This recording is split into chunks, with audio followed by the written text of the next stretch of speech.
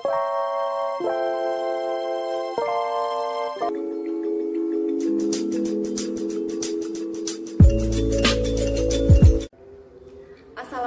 warahmatullahi wabarakatuh.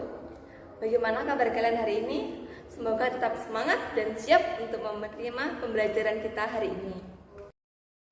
Pada kesempatan kali ini, saya akan memberikan kalian materi terkait salah satu penerapan dari etnosains. Nah, apa etnosains itu? Yuk kita simak penjelasannya.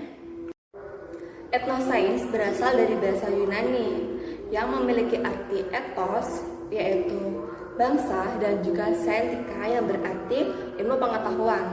Jika dirumuskan, maka etnosains bermakna suatu pembelajaran atau ilmu pengetahuan yang erat kaitannya dengan keadaan atau kearifan lokal dari suatu bangsa tertentu.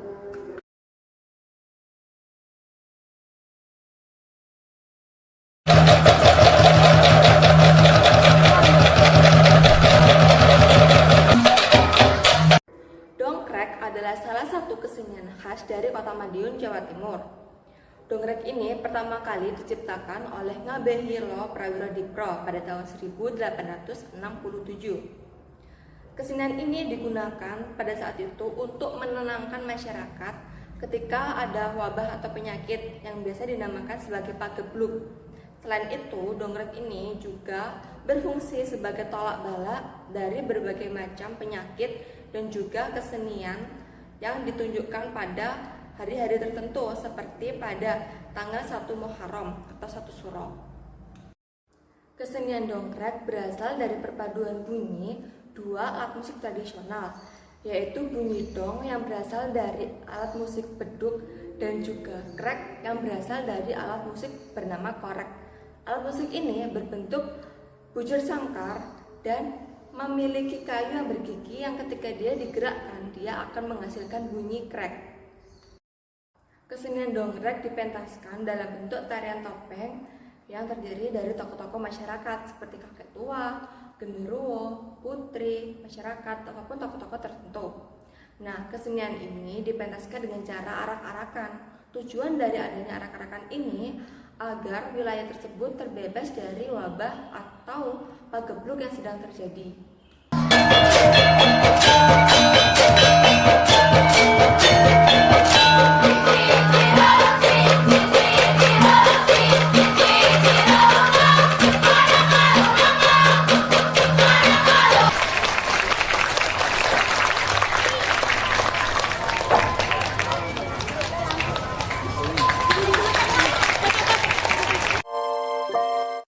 Filosofi musik yang ada pada kesenian dongkrek ini tidak lepas dari perpaduan antara gerak dan bunyi pada kesenian dongkrek yang saling mendukung satu dengan yang lainnya.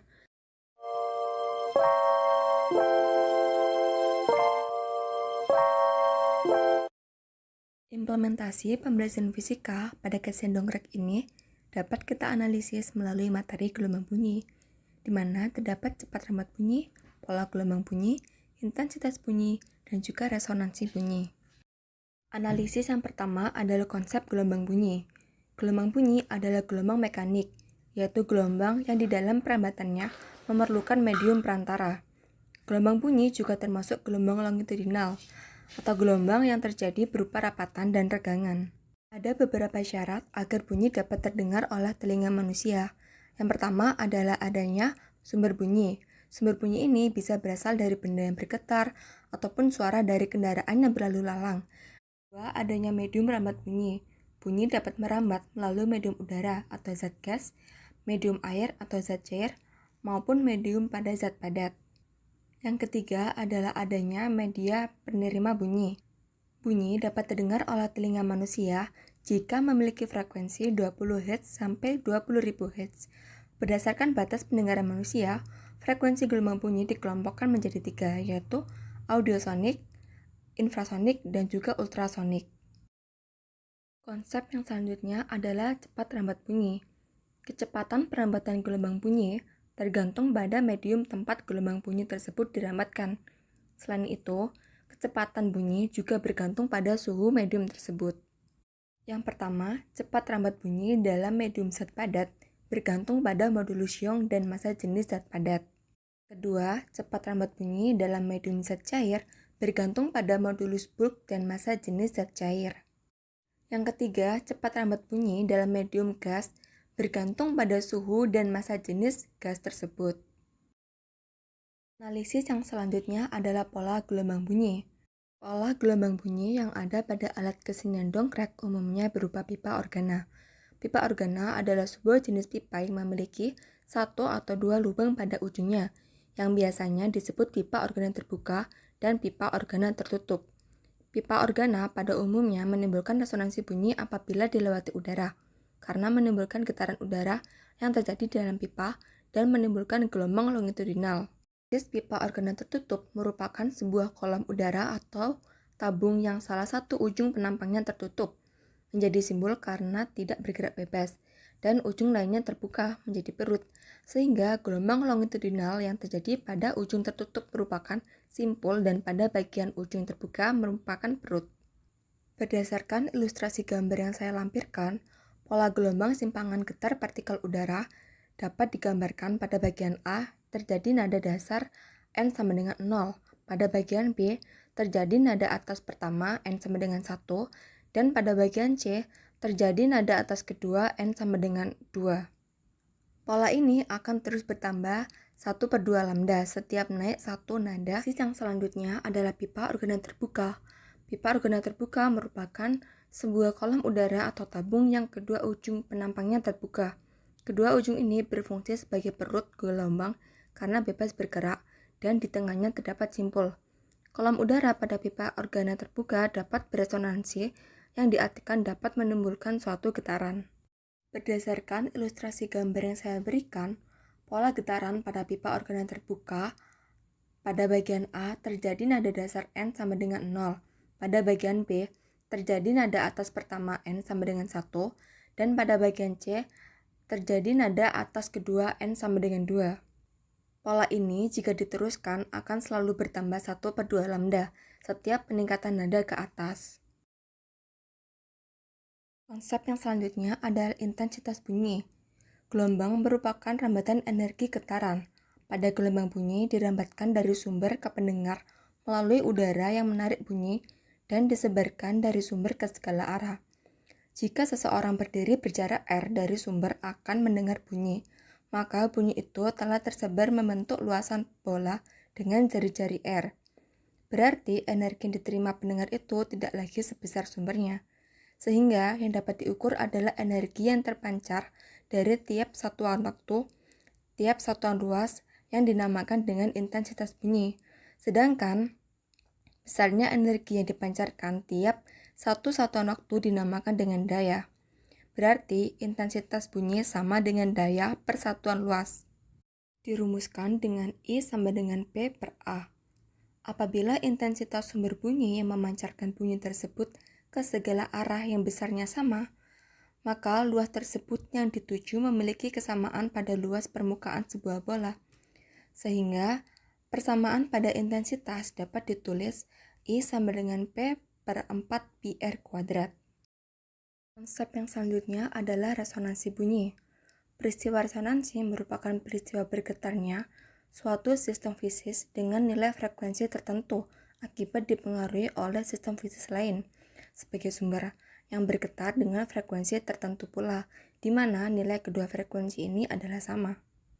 Peristiwa resonansi terjadi saat frekuensi sumber nilainya sama dengan frekuensi gelombang bunyi pada kolom udara yang dicirikan dengan terdengarnya bunyi yang paling nyaring, atau amplitudo maksimum. Jika kita mengetahui nilai frekuensi sumber, maka pada saat resonansi tersebut, kita dapat menentukan nilai cepat rambat bunyi di udara. Peristiwa resonansi dapat terjadi lebih dari satu dengan cara mengubah ketinggian kolom udara melalui penurunan permukaan dalam tabung.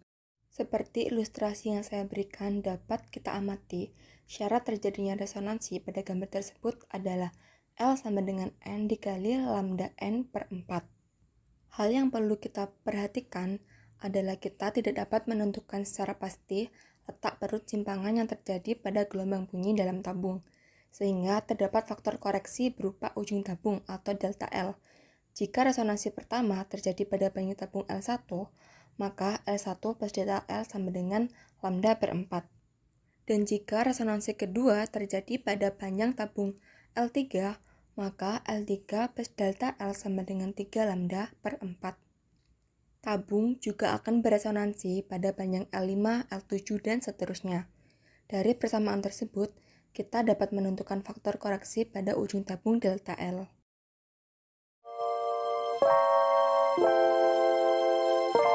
Alat musik yang pertama adalah kentongan, disimbolkan sebagai suatu tanda untuk mengumpulkan atau menggerakkan masyarakat guna bersatu padu. Umumnya, dalam pertunjukan kesenian dongkrek terdapat 3 jenis kentongan. Dari ketiga kentongan tersebut memiliki ukuran panjang dan lebar alat maupun lubang kentongan yang berbeda. Perbedaan ukuran dari ketiga kentongan tersebut dimaksudkan agar suara yang keluar dari kentongan memiliki perbedaan bunyi, sehingga jika dibunyikan akan terdapat jenis suara yang sama tapi memiliki ciri suara yang berbeda di setiap kentongan yang digunakan. Alat musik yang selanjutnya adalah korek, disimbolkan sebagai alat pembersih atau penyapu segala macam mara bahaya, baik yang terlihat maupun tak terlihat. Korek terbuat dari kayu yang berbentuk persegi panjang. Di salah satu sisinya, terdapat tangkai bergigi yang dapat berputar. Putaran dari gerigi ini akan menghasilkan bunyi krek-krek-krek. Pertunjukan kesenian dongkrek, korek dibedakan berdasarkan jumlah gerigi, yaitu bergigi 11, 12, dan 13. Perbedaan gerigi tersebut memberikan pembagian suara yang berbeda pada masing-masing korek. Musik yang selanjutnya adalah kenong, disimbolkan sebagai suasana hening, cipta karsa, dan karya kepada sang pencipta. Alat musik kenong dalam kesenian dongkrek biasanya menggunakan satu buah, yang dimaksudkan dapat memberikan ketenangan, kedamaian apabila mendengarkan alat musik tersebut. Alat musik yang selanjutnya adalah beduk, disimbolkan untuk menggambarkan kesaktian Palangmajayan sebagai pendekar pilih tanding. Alat musik beduk dalam pementasan kesenian dongkrek biasanya menggunakan satu buah, dimaksudkan untuk melambangkan ketegasan dan kesaktian. Alat musik selanjutnya adalah gongberi, disimbolkan sebagai seseorang yang berbudi wibowo laksono, rewe-rewe lantas, malang-malang puntung, bersama-sama memberantas penyakit pagebluk. Gongberi dalam kesenian dongkrek memiliki keunikan yang khas, yaitu berbentuk yang lebih pipih dan tebal logam yang lebih tipis dari bentuk gong pada umumnya. Selain itu, ukuran pencu dari gong ini lebih kecil daripada sisi tepi melingkarnya, yang terdapat ring-ring kecil yang dipasang. Musik yang selanjutnya adalah gong pamungkas. Alat musik ini disimbolkan sebagai final processing dari suatu usaha dalam melaksanakan tugas yang berhasil. Dalam pementasan kesenian dongkrek, biasanya menggunakan satu buah, yang dimaksudkan sebagai akhir usaha yang berhasil.